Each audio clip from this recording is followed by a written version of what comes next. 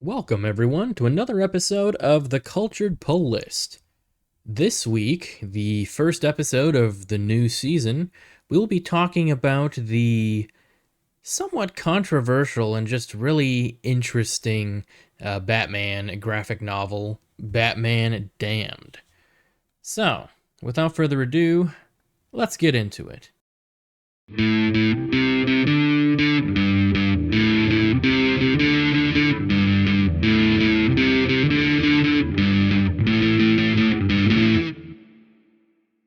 Hello, everyone. I am back after a brief hiatus for the holidays. Hope you all had a great holiday season. If you're new here, hi, I'm Mike, your host. On this show, I talk about all things comic book. I always have a certain book or graphic novel or series that I focus mainly on. I also talk about comic news and other books I've been reading, all this kind of stuff. So if that's your cup of tea, glad you're here. If you are returning, thank you so much for continuing to support the show. And yeah, as the title said, I'm talking today about Batman Damned. Now, this story is one I've been kind of interested in for a while, largely because I heard about it, and I heard like all the weird controversy about it, which I'll talk about in a second.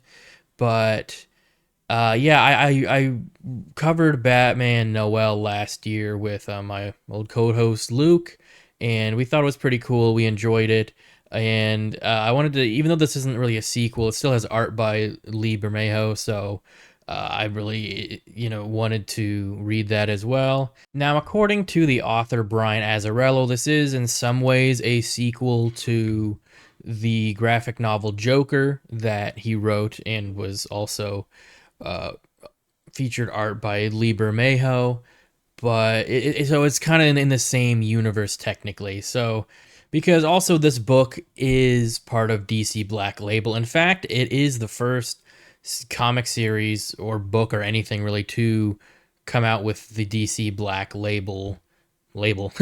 And this was kind of a rebrand of the Vertigo line of comics from DC, but it's basically just a way for comic creatives, to make books that are more for a mature audience. And sometimes they're like completely original stories, like the Nice House on the Lake, things like that. But then there's ones that cover bigger DC Comics staple characters like Batman, but they're almost always kind of outside of the main universe. I think there are some exceptions, like there's some things from the Three Jokers by Jeff Johns that seems to kind of leak into the main DC continuity. But with Batman Damned, pretty much the only thing that is officially in this, like, quote unquote universe, Batman universe, is Batman Damned and the Joker series. And I think this is supposed to come pretty much right after that Joker series, which I have not read. But I have read this obviously. But yeah, Batman Damned is really interesting. Not only the story, but just like how it came to be. This is a 3-issue miniseries basically, and they were published in prestige format, which is basically just like square. It's larger than normal comics, and it's just better quality paper and cover and all that. So it's kind of like released as like a special comic, and the initial book came out in September of 2018, but it was cover dated for November. Which, for those of you who don't know, and I only know this from like a brief 3-minute Google search, but apparently the reason that comics have a cover date that is like a couple months after when they're actually released, I guess this comes from when comics were sold on newsstands, and newsstands would keep them out longer because if they saw in the book or in, I guess, in the you know front page that it was, say, 2 months from when it released, they would keep it out longer, thinking, oh well, it's still new. And it would, I guess the idea was to increase sales for the comic publishers, and I guess that's just stuck, because I don't really think that's a thing anymore, especially since a lot of shops like preemptively bag and board, and seal books, comic books. So, and they don't really sell on newsstands anymore. There aren't really, like, newsstands aren't as much of a thing anymore. So, but yeah, that's just kind of stuck, which is really interesting to me. I think it's kind of funny, but it's also really confusing. Whenever give the release dates for books on this show, it's pretty much always the cover date, which, so I guess you can just think it's usually like 2 months after when it actually came out. But this first issue of Batman Damned came out in September 2018, and then the second issue kept getting delayed. It got delayed a couple times, and finally got pushed and released in March of the following year, 2019. And this was largely because of some redos that had to be done on certain panels and pages of the comic itself. And this took a lot longer than normal because Lee Bermejo did the colors and the inks and the art and the pencils.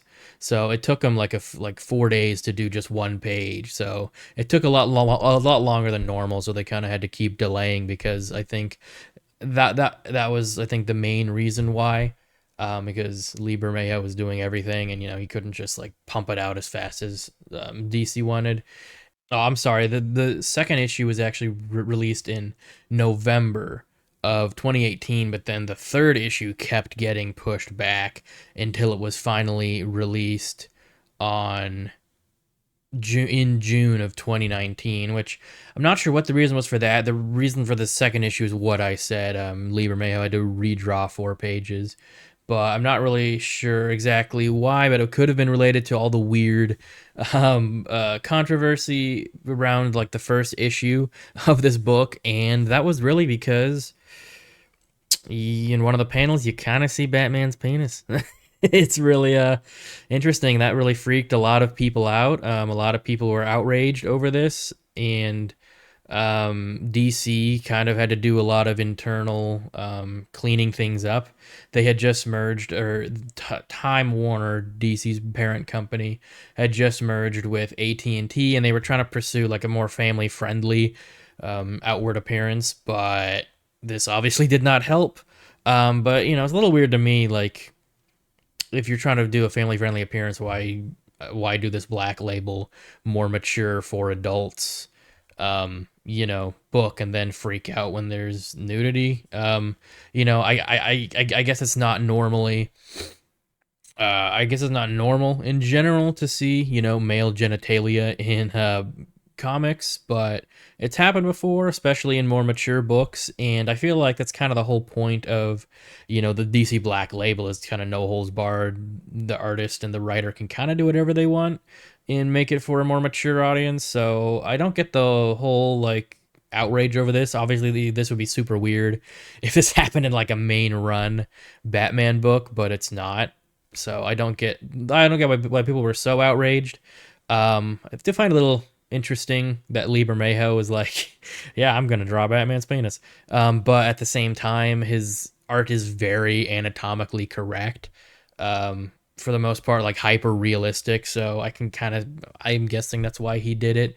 But ever since then, like they reprinted the book, censoring the genitalia, which really all they did was make that panel darker, like there was more of a shadow. And the digital version is censored as well, and I think DC even allowed returns for the second issue. They just did a lot of like damage control over this controversy, and it also resulted in this book getting less promotion than other books. So yeah, kind of just a weird controversy, weird thing. I don't know. I don't really see the big deal considering it was like a mature book, and there's like other Black Label books that have nudity. So I don't, get why everyone was so. I think because it's just Batman is just, such a, you know, iconic character. People were weirded out to see his junk, but I don't know, doesn't really seem like that big of a deal to me. And I think the writer and artist felt the same way. They thought it was like making a mountain out of a molehill. But yeah, that's some background on this book, Batman Damned. Honestly, a little more juicy than a lot of backgrounds for books. A lot of them aren't this controversial. But yeah, before we jump into the book, before I break down the book synopsis and kind of give a review of it, I want to mention the new books for this past week. So on this past Wednesday, January 8th, which was New Comic Book Day, obviously, we got quite a few new books. I'm only gonna talk about Marvel, DC, and Image, but Marvel Venom #2 came out, and yeah, I don't really know who the new Venom is. I'm not sure if it's been revealed yet. But oh yeah, all new, sorry, it's called All New Venom number. So that's the second issue of All New Venom. And there's Amazing Spider-Man 65. This is still part of the 8 Deaths of Spider-Man arc they're doing. I'm gonna gloss over some of these, but there's Daredevil Unleash Hell, Red Band. I think this focuses on Elektra, but I'm not positive. And then there's Magic #1. There's this Mickey Mouse Disney thing. I don't care. Namor #6 came out. New Champions #1. Nyx #7. Sentinels #4. There's this Star Wars Battle of Jakku #2. Ultimate Black Panther #12, which is a really good series. I would suggest checking that out. X-Men #8. Then another What If book, and then Wolverine #5. For Image, there's Death of Copra #1, Geiger #10, Juvenile #2, Kaya #24, the Lucky Devils #1, Moon Man #6. I'm not familiar with any of these series, so if you're an Image fan and know these, I'm sorry that I'm just kind of like flippantly going through all these. Napalm Lullaby #8. Radiant Black, the story so far #1. Snot Girl #17. Snot Girl #17. Transformers #16. And well, I mean, obviously I know what Transformers is. What's the Furthest Place from Here #21. That one actually looks interesting to me. I don't really know much about what it is, but it looks like an interesting indie story. Maybe. Honestly, going forward, I might not cover Image anymore. I just feel like the comics aren't as super popular. But let me know in the comments if you're an Image fan and you think I should keep covering these. You want to know what all the new books are. For DC, it's only like 5 things came out, surprisingly. So there's Absolute Batman #4, which is great. You should definitely check that out. Aquaman #1. This is a new rebooted Aquaman run. And then there's Batman and Robin #17. Batman at Dark Patterns #2. And then DC versus Vampires World War V #6. This is part of their Elseworlds line. And yeah, that's all the new comics from this last week. Well, all the ones from the main publish, from the super big publishers.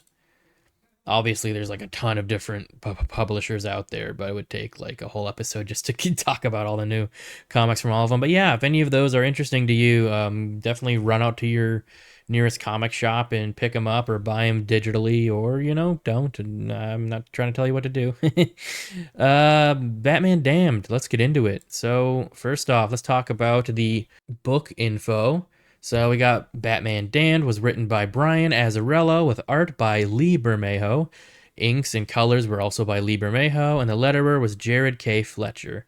And like I said earlier, the dates I have here are for the cover price, for the cover date of the actual book. So it's, they came out 2 months earlier, but these were released between November 2018 and August 2019. Now, before I go forward with the breakdown, I do just want to say, like, if you just want to skip past all that and see my review or go to other sections of the episode, there will be timestamps down below on YouTube, and there will be timestamps in the audio version on like Spotify, Apple, Amazon Podcasts, all that stuff, and there will be chapters in the YouTube version. Batman Damned starts out with Batman bleeding out on this gurney in an ambulance, and he soon wakes up once they try to cut off his mask. And he kind of freaks out and escapes and jumps out of the ambulance with a cop that's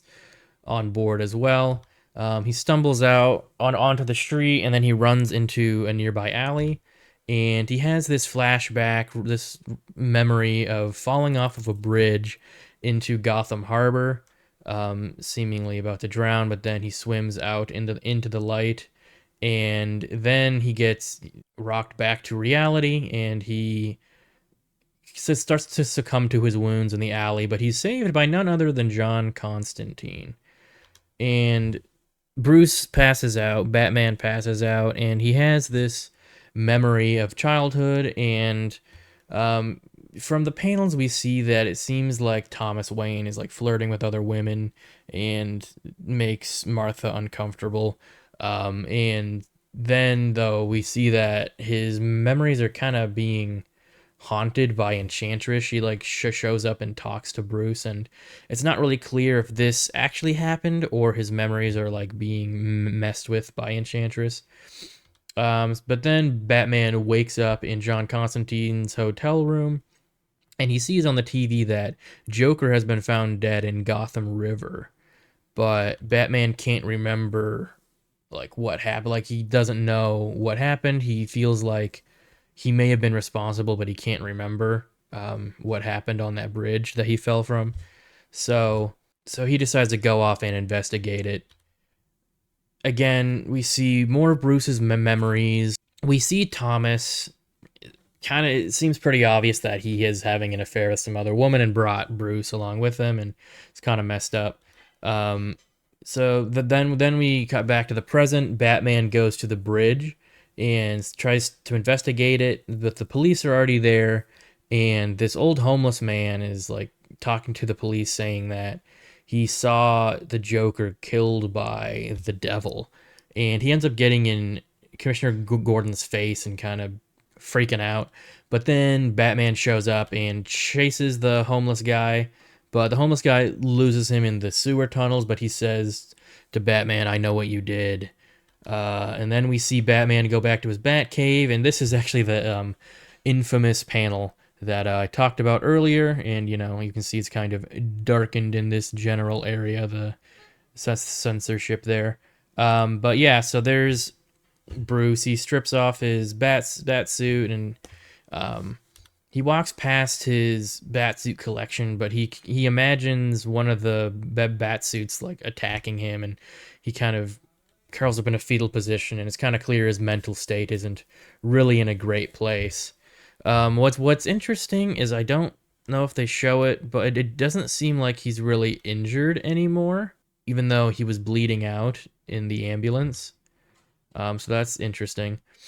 So Bruce puts on a disguise and he pretends to be a homeless guy on the streets begging to kind of collect information about the Joker. And he doesn't really get a whole lot of information, but Dead Man shows up and possesses somebody's body, but he kind of keeps having to like float around to different bodies because he can only possess like one for he can only possess a body for a short amount of time in this universe. But he warns Batman that there's some dark plan for him, and there's, you know, some darkness coming for him. And we see another memory of Bruce, and this time Enchantress talks with Bruce in his room and kind of like tries to befriend him, but it's just really weird and creepy. Next, we see Batman meet with John Constantine in some old church. I guess John called him there, and we see that the crucifix has been defaced with a bunch of like ha ha ha's and with a Joker smile and green hair and everything. And now Batman thinks that Joker is still alive and not actually dead. And we see this really interesting panel of this really like evocative panel of like a dead bat like stapled to Bruce's chest. I'm not really sure what it's supposed to be symbolic for, but it's just kind of crazy looking, and it harkens back to the memory because I didn't show it here, but Enchantress does take a bat and like spread it over young Bruce's chest, kind of, you know, showing he'll grow up to be Batman. So Batman and Constantine talk on the roof. Batman's like, Joker's still alive, and John says, well, I know somebody who might be able to know like where Joker is if he still is alive. You should go talk to Etrigan. So Batman goes off to do that, and we have another memory, this time of Bruce's dad leaving because Martha found out about his affair, and he's going off to whatever. And we see this interesting scene where Bruce like gets mad at his mom, kind of blames childishly, I mean, he is a child, blames his mom for making his dad leave, and so he takes his little like pop gun and like shoots her in the back of the head with it. Obviously it doesn't do anything. It's a fake gun, but that really upsets Martha, and Bruce gets upset and says he's sorry, and she makes Bruce promise to never like point a gun at anyone ever again. And I guess this is supposed to like tie into Batman's like no guns rule. So Batman goes to this club called the Cavern to meet with Etrigan, and we see that this version of Etrigan is this like hip hop artist who's doing like this underground concert at the club, and like all of his rhymes are like hip hop rhymes. Instead of like having to just make poems pretty much in the normal DC universe. And so Batman kind of cracks some heads to get into the club, and he tries to get information from Etrigan, but Etrigan's not being very cooperative, and he makes everybody in the club point their guns at Batman. Deadman shows up and possesses some guy to help Batman, but then everyone's interrupted by this giant boom, this giant like explosion that rocks the whole club. And but Batman goes outside to see what's going on, and he gets accosted outside by the Enchantress, who like just is creepy and weird with him. But then Batman looks up, and not only does he see a bunch of surrounding buildings on fire, but he sees the bat signal, but it's got the Joker's grin somehow like carved into it. Batman runs into the burning buildings to help save people, but it turns out that it's really just that old homeless guy in there, and he doesn't seem to be a normal guy.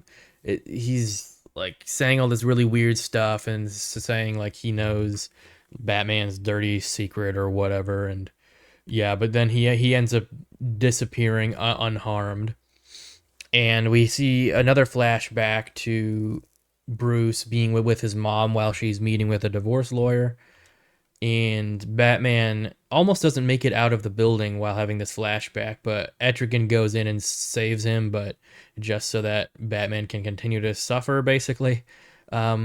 So then we cut to the Jokers and the Joker gang attacking police. They're hanging out in front of the bat signal, and they start firing on the police, but then Batman shows up, beats the crap out of the gang, and confronts the Joker, who is really Harley Quinn dressed in Joker's coat and Joker makeup. And Batman almost overpowers her, but then she's able to inject him with this syringe that seems to paralyze him or start to knock him out. And she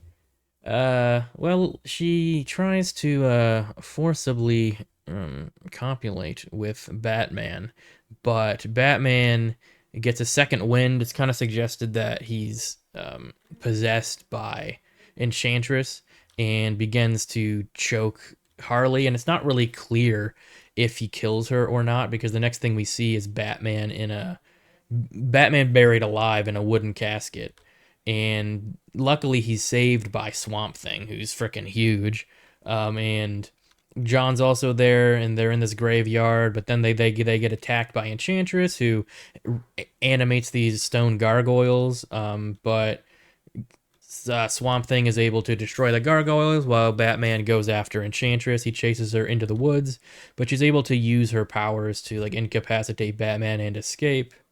And she says all this stuff about like her being his first kiss and first love and all this weird stuff.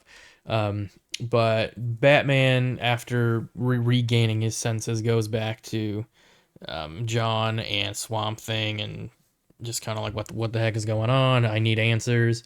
And Constantine's like, yeah, this is pretty freaking weird, not gonna lie. And yeah, so there's obviously dark stuff going on with Batman, and Enchantress keeps showing up, and just weird shit's happening. And then we have a flashback to the night that Martha and Thomas Wayne were murdered. But in this version of the memory, young Bruce sees Enchantress and like chases after her in the alley. And then we cut to, now, and Constantine takes Bruce Batman to go see Zatanna so that she can kind of figure out like what dark presence has latched itself to Batman. And so she has everyone sit around a table and she uses some magic spell to kind of like delve inside Batman, kind of getting into his soul, and we see memories or at least some version of Crime Alley and his parents being murdered. There's no Joe Chill, but Joe Chill's gun is smoking on the ground. And we see Enchantress, this weird, like creepy, really skinny, gross looking version of Enchantress, holding on to a young Bruce who has also been shot along with his parents, but his parents have already died. And she says something along the lines of that, like young Bruce, like sold his soul to her to become the Batman when he's older. But then Constantine takes Joe Chill's gun and shoots the Enchantress in the head, seemingly killing her. And then Batman kind of stands over his own young body and was saying like, "Oh, I'm dead. What the heck?" And uh, Constantine basically says that that's like symbolic of his past, and he needs to like move on from his past and let it die. And then Batman kind of starts piecing things together and decides to go to Gotham City Morgue, where he feels like he should have gone from the beginning. And Constantine says that, like, he's been trying to keep him away from there this whole time, but now he's got to do this part on his own. So Batman goes inside, goes to see Joker's body, but he's met by the homeless man who turns out to be the Spectre. And he says that he's there to, like, judge Batman for what he did. And we kind of see a flashback to what actually happened on the bridge. Batman and Joker fought, and Joker was able to actually fatally stab Batman, but Batman was able to punch Joker off the bridge. Joker was able to hang on for a little bit, and Batman at first reaches out his hand to save him like he normally does, but knowing that he took a fatal injury, he was worried about what havoc and awful things Joker would do after Batman died. So he kind of recants and closes his fists and lets Joker plunge to his death. And we see Batman. He seems remorseful for this. He looks at the body and he says, "I wish he were still alive." And then we just see Batman kind of evaporate into the, I don't know. Honestly, I'm not sure what you call those. I guess like body drawers. Yeah, so I guess they're called morgue drawers or mortuary cabinets. But anyway, I got a little sidetracked there. But Batman evaporates into the drawer and the cabinet, and it like slams shut. And then we see a hand peek out of Gotham River, and we see the Joker crawl out onto the shore, and he does like this pose reminiscent of the Killing Joke, and that's how the story ends. So that is Batman Damned. I have kind of mixed feelings about this book overall. I will talk about the stuff that I really liked first, and then I'll get to the stuff I didn't like as much. I really liked that this was more of a like Batman occult book, which I thought that was cool. I always think it's interesting when Batman, who is very much like a man of science and a man of the physical world, whenever he delves into the magical, mystical, occult or anything, I find that really interesting. And I really like when he teams up with like the darker, DC magic characters like Constantine or Swamp Thing or Etrigan or whatever. And I think originally this book kind of came out of an idea of Brian Azzarello was going to do a Justice League Dark meets Batman book, and I guess it eventually like morphed into this, which makes sense because a lot of the Justice League Dark characters show up in this. But so I liked that aspect. I mean, I just got to address Lee Bermejo's art. I really love his art. I think it's like hyper realistic, but also super gritty looking.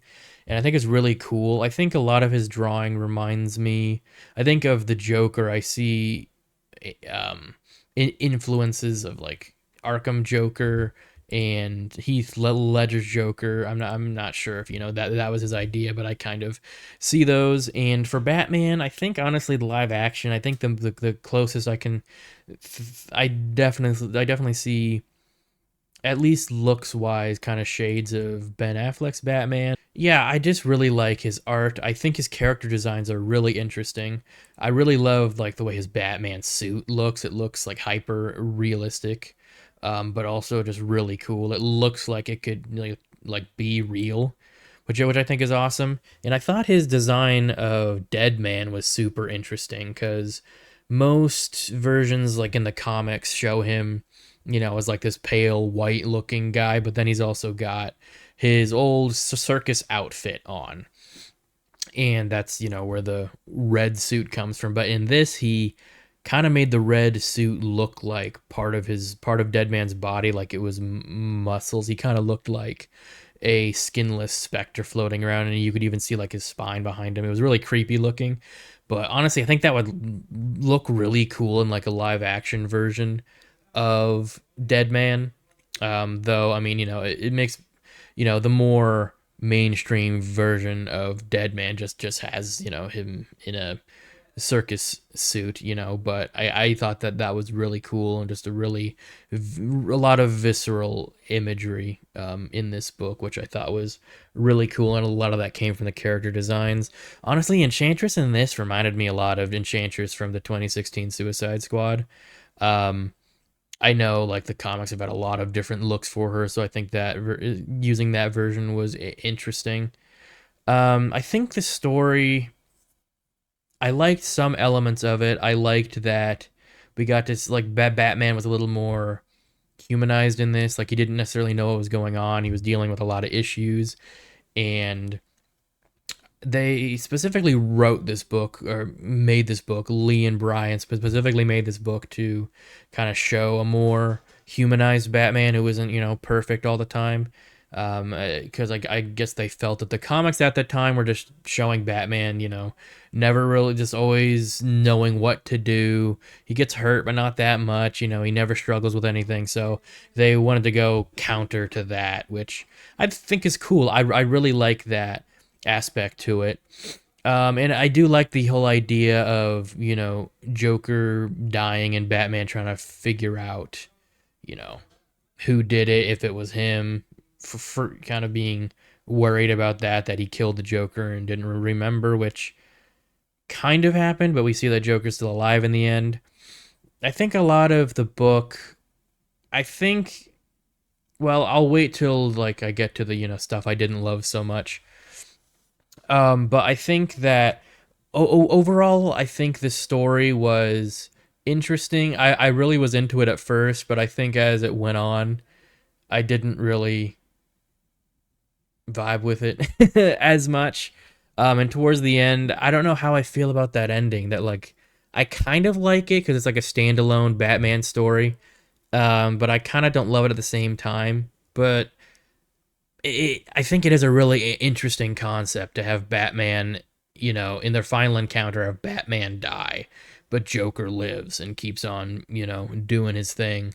I would honestly kind of be interested in a sequel to this that shows, a world without Batman, but we still have the Joker, and like how they deal with that. Does, the Bat family step up? Does one of them, become Batman like they've done so many times in the comics? I would honestly be interested in exploring that more. I guess we can move on to the stuff I didn't love so much about this. Starting with the story, I will say there's nothing about the art that I didn't like. So, but the story itself, I felt like in a lot of ways a little bit too nebulous. They were obviously trying to be kind of symbolic in some ways, and there's like kind of clues here and there that Batman is actually dead. Like like I mentioned earlier, he was like fatally stabbed and was bleeding out in the ambulance, but then he seems fine in the Batcave, besides hallucinating stuff.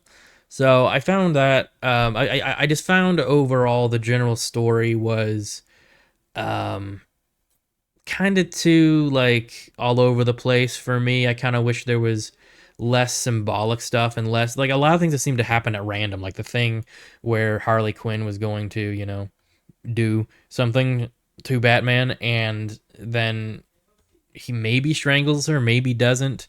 Like, we're not sure if he kills her. There was a lot of stuff that I felt was left unanswered and a little bit too nebulous. We aren't really sure if any of this actually happened, which I guess I struggle with those kind of stories. I kind of like to know for sure, like, if, like, what this is saying, like what this means.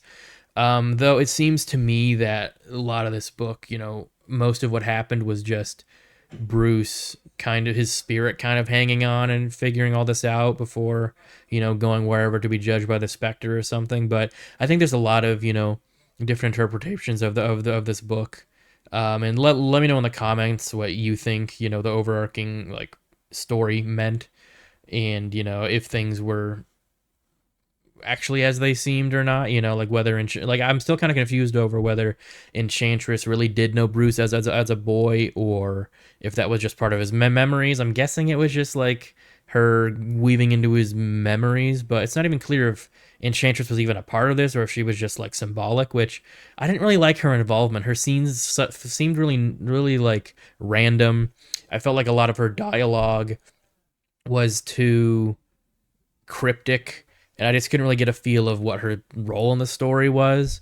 I didn't love what they did with Etrigan. I think they were trying to go with a more like realistic, I don't know, this word's overused, but edgy take. And I don't know, I feel like it's a good idea. It's maybe a good idea, but I just feel like it didn't come out great. It just kind of felt like they were trying too hard to be like, ooh, this is, a gritty version of Etrigan. He's really a hip hop, um, kind of like an underground hip hop artist. I thought that was, I don't know. I just didn't care that much for it, especially considering pretty much all of the other characters. Even though this is a grittier version of DC, of Gotham and everything, they're all pretty much the same characters, but Etrigan was changed a lot. I think maybe if the whole world was different, if this was like an Elseworld story and everybody was different, that would have been interesting, but it felt out of place to me to change Etrigan that much. But I think I've pretty much covered everything that I didn't like about this book. Um, yeah, I think overall I did enjoy myself reading it. I did really love the art. The art was spectacular. The story had really good elements and some elements that I just didn't love and I wish were fleshed out more.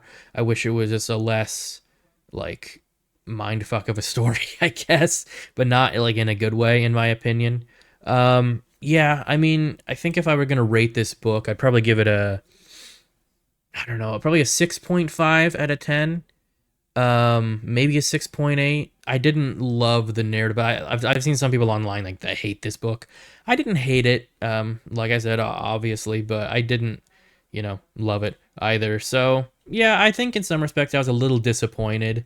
I guess I was expecting more of a, a straightforward gritty Batman story, and instead it was very much like, symbolic and all over the place. But it was still cool. I still did like it, and I do still kind of want to see a sequel for this, but I don't know if that's ever going to happen given all the controversy and, yeah, weird, like, the divisiveness of this book. So I don't know. Maybe we'll see. But yeah, I do want to check out that Joker book. So if you guys want to see me cover the Joker book on the show, let me know. Otherwise, I'll probably just read it myself. But yeah, this week I don't really have any cultured picks. I haven't really been reading anything myself outside of the books for the show. So yeah, no cultured picks. Yeah, let's wrap this episode up. Thank you so much for watching. If you're watching on YouTube, be sure to like and subscribe and comment what you thought of this, what you think of Batman Damned, what you think like all the stuff in the story meant, without writing a small novel in the comment. I mean, hell, if you want to, go ahead.